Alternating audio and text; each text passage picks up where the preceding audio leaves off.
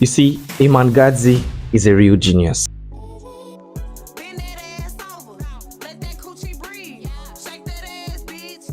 Hands all you need. Rolly gang, patty gang, rich baby daddy gang. I'm with red like I'm at a Cincinnati gang. Now, for those of you who actually don't know who Iman Gadhzi is, let me make the introduction. Iman Gadhzi is a 24 years old YouTuber and an entrepreneur and also a business owner. He has been running his agency company called Agency Flow for about I don't know how many years. I think for about 7 years now, if I'm not mistaken. And he has also had his current YouTube channel for over a decade. There are three kinds of filmings or videos Iman uploads in his YouTube channel: the TikTok viral short form content, normal YouTube content, special Netflix series in which he releases about 3 times in a year: the beginning of the year, the ending of the year, and sometime in the middle of the year. Lately, he released a Netflix-style content and it was titled Time's Up. Before we actually talk about the latest one in which he released Time's Up, the reason he releases this Netflix style of content is because he actually wants to promote his course, his agency navigator, which is now rebranded as educate.io, in which I really love his strategy. This guy has broken the secret down for me, in which I'm about to reveal it to you. For those of you who don't know me, those of you who know me, tell them in the comment section. I'm Iman Gadhzi's mentee. I love to call Iman my mentor. The fact that he actually releases a Netflix style of content is kind of suspicious. The kind of content in which he deletes after a month of its upload. Are those contents still there? I don't know. I think you must have deleted it. But there was something special he said in his latest video, Time's Up. And that's, I want to break it down with you, my friends. Welcome to Mr. Sam 2.0. Now, in his latest video, Time's Up, Iman Gadhzi talks about the addiction of social media and phone and how you can turn that addiction into an asset which makes you money. And he really breaks it down in this his video, in which he said he has found a secret recipe or a secret business he uses to make millions, in which he called the business of attention, also known as drop servicing.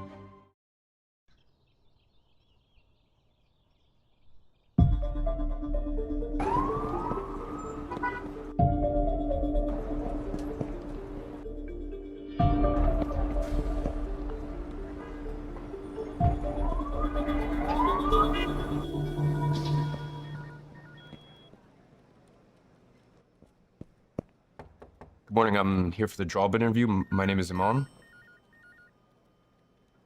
Iman, you're late. Punctuality is key in this business, and I'm afraid you've wasted my time. But sir, Tell me, Iman. You didn't even send your resume. Now, if you can't respect my time, I have no interest in anything you have to say. Please leave.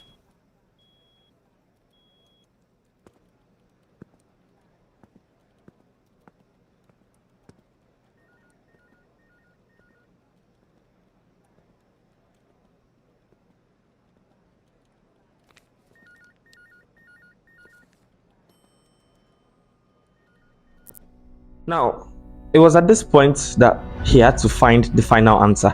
How can he make money through his phone without having to sell his time in order to do so? And the answer to that question was hidden in plain sight all along.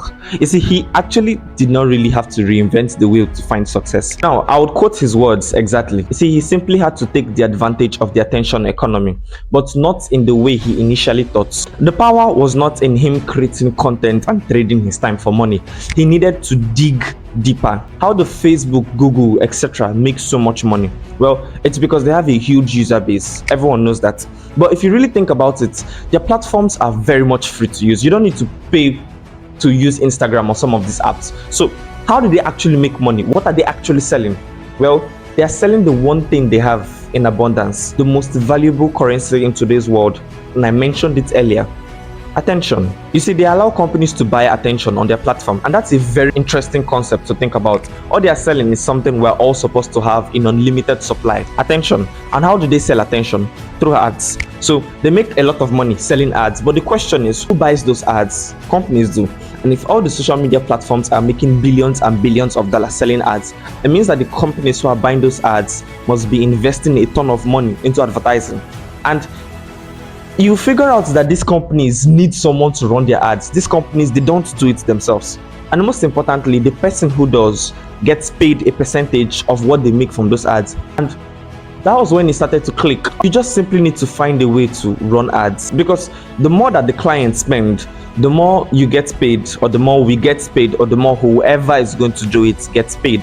And we get paid based on the value that we bring, compared to based on the amount of time that we worked. So that was when Iman Gadhzi came across this very wonderful loophole that changed his business, and he called it drop servicing. Hi, my name is Iman, and I absolutely love your business, but I think there's a couple ways that you could be leaving money on the table. So before you hang up, I just wanted to run through some of those observations with you. Oh, okay. Thanks. Yeah, please. Now, let me break down this business for you, just in case you don't understand it from him. Now, you've certainly heard about dropshipping, but this is so much better. Now, the concept is very similar. You see, if you were to buy a phone case from Los Angeles, it will cost you $20 or $30. But if you bought that exact same phone case in China, it will cost you $2 to $3. The exact same phone case, literally 10 times less the amount. So what people figured out is that they can sell the phone case online for the same $20 to $30, but instead of buying it from the supplier in US, they can simply import it from China. Now, the genius part about it is that they only buy the phone case from China. Once a customer buys the phone case from them online, and then they send it directly from the supplier in China to the address of the buyer, meaning they never have to hold on to any stock, and they only need to pay for the cost of the phone case after they have already gotten paid from their customer, meaning you never have to pay anything out of pocket. And you see, at the end, it all goes back to the attention economy. Now, dropshipping is a very great business model. I personally do dropshipping, but that's not the case for drop servicing. It's a little bit different. And that's exactly what the legal loophole he found in drop servicing allowed him to do. You see, just like dropshipping, there's a case that in one part of the world, people are willing to pay $30 while there are people paying $3 for the exact same case somewhere else. That same situation happens with services. Their company is paying $1,000, $2,000, $5,000, and so on for one specific service. And there are people out there providing those same services for $200 a month, $300 a month, and so on. All you need to do is to connect these two companies with the people who provided the services they needed. And as the middleman, you pocket the difference. And that is exactly what Iman Gadhzi started doing. Ladies and gentlemen, this is the business of attention. Now, for some of you who say maybe he's affiliated or sponsored by Iman Gadhzi, I wish. So please subscribe, so maybe someday I could get sponsored by Iman Gadhzi. You see, I came across something. Everybody does the business of attention. And when I say everybody, I mean footballers, influencers, YouTubers, even some of these big companies and big apps you have out there. They all do the business of attention, or the middleman business. Now, how, you may ask? Let's take them one after the other. Airbnb, that is a platform in which you can have access to almost any house. But guess what? Airbnb doesn't actually sell any houses. Play Store or App Store is where you download all your apps, but they actually own no apps. YouTube, Spotify, TikTok, you get all your videos and songs from this platform, but originally they produce no video, nor do they produce any song. So how exactly do they do it? Now, let's jump into your favorite athletes. They also do the middleman business. How, you may ask? That's a very good question. Now, have you ever thought of why the big brands, Pepsi, Coca-Cola, Adidas, Nike, why they always go after your favorite footballers? Because they want the attention they have. And you see, Messi, Cristiano Ronaldo, Kylian Mbappe, or even Haaland, these are people who have powerful and massive audience. And don't you think companies will pay them so much because of the attention they can generate?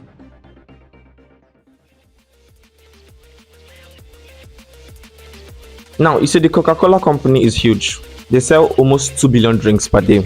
That means on average, every one of you drinks at least one Coca-Cola product every 4 days. Now, how did Coca-Cola become so big? Their secret ingredient might be their marketing strategy. Now, Coca-Cola is one of the biggest brands in the world, and the heart of their strategy is sports. But Coca-Cola does not sponsor athletes. They chose to go for a different strategy that is very much more successful. You see, the greatest brands all have one thing in common. They do not simply sell a product. They are selling a story. a lifestyle. You see, Nike never talks about their shoes and how their air soles are better than those from Adidas. They honor great athletes, and that's why you think about sports when you think about Nike or Pepsi or Coca-Cola.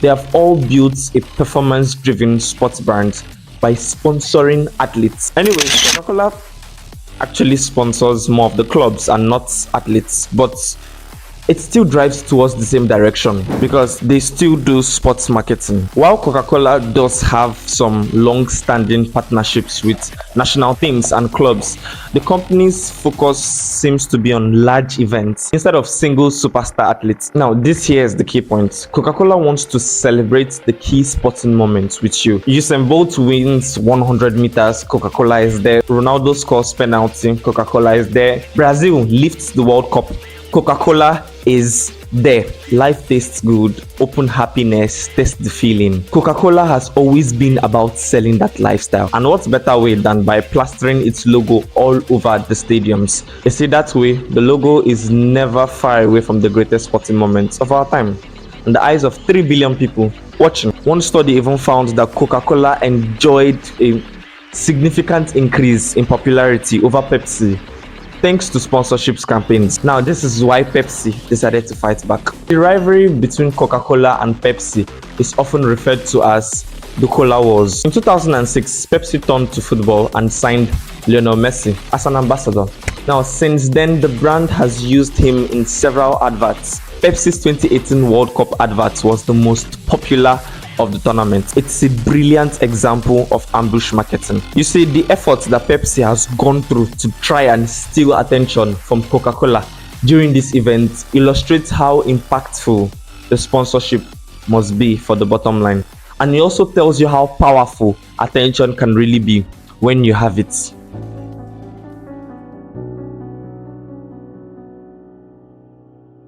Now, let's talk about Real Madrid and image rights. No football club has made more money between 2017 and 2021 than Real Madrid. But it was not always like that. Real Madrid have gone from nearly bankruptcy to one of the most successful teams in the planet. And now, I want to break the secrets on how Real Madrid became very successful. It is this same exact strategy of middleman business, or the business of attention. It all began with his transfer. See, at the beginning of the century, Florentino Perez ran for presidency of Real Madrid. As part of his campaign, he promised to sign Luis Figo from Barcelona for a world record fee of over 60 million euros. But that's actually not what we're going to focus on right now. You see, we're going to focus on something really little in which you may not actually have noticed.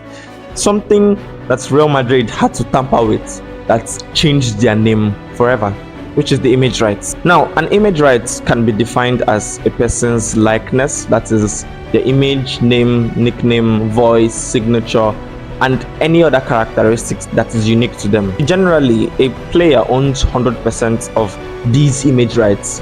Whenever a company, including the club that they play for, wishes to use their image in an advert, they must pay these players for it. At least that was how it worked until Perez came into play. Now, see, starting with Figo, all of the Galactica that signed with Madrid handed over 50% of their image rights to the club. So this meant that whenever any money was made using the image of Zidane, Ronaldo, or any other player, whether that was through a Real Madrid sponsor or a private deal, Madrid would pocket 50%. You see, handing over 50% of your sponsorship to a club was very unheard of. But yet, Perez convinced every single Galactico to make this sacrifice. So, how did he do it? And besides, how did this help turn Madrid to a very powerful club? You see, the true magic behind Perez's plan becomes clearer at something very deep. A person, not just something. David Beckham. You see, at the time of the transfer of Beckham, he was one of the biggest celebrities in Asia.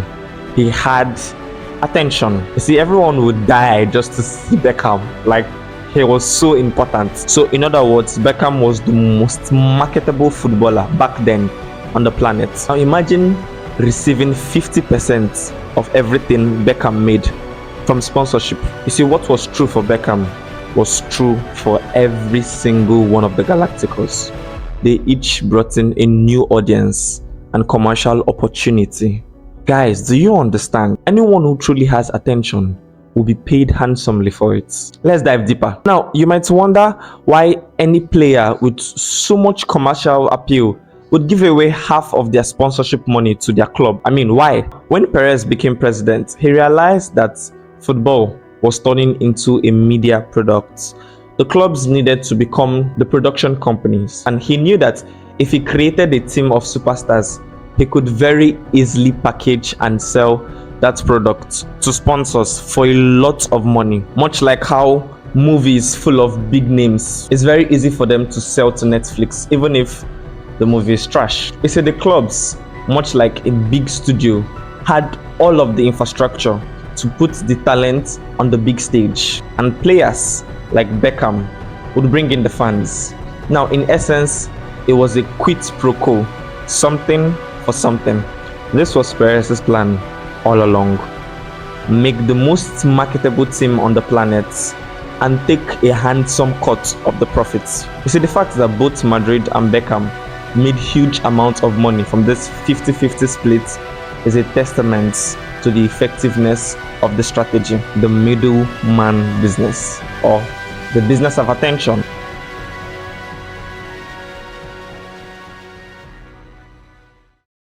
Now, why do you think YouTubers are now becoming athletes? See, Mr. Beast in a way venturing into basketball, Logan Paul and KSI venturing into boxing. You would understand something. They're looking for a way to pull more and more attention. Now, believe me when I say YouTube is the biggest platform for the attention business. In August 2018, two YouTubers with no boxing experience faced off in the ring, and guess what? Over 1 million fans paid to watch online. That's more viewers than most pro matches are able to attract. Boxing has been falling for decades, and yet a group of YouTubers who were able to just jump in with no experience and host 3 of the highest grossing fights of all time. You see, now with the rise of the creator economy, influencers are secretly jumping into being athletes. To understand how those guys were able to knock out professionals and the fight for attention, we need to understand 2 concepts: today's creator economy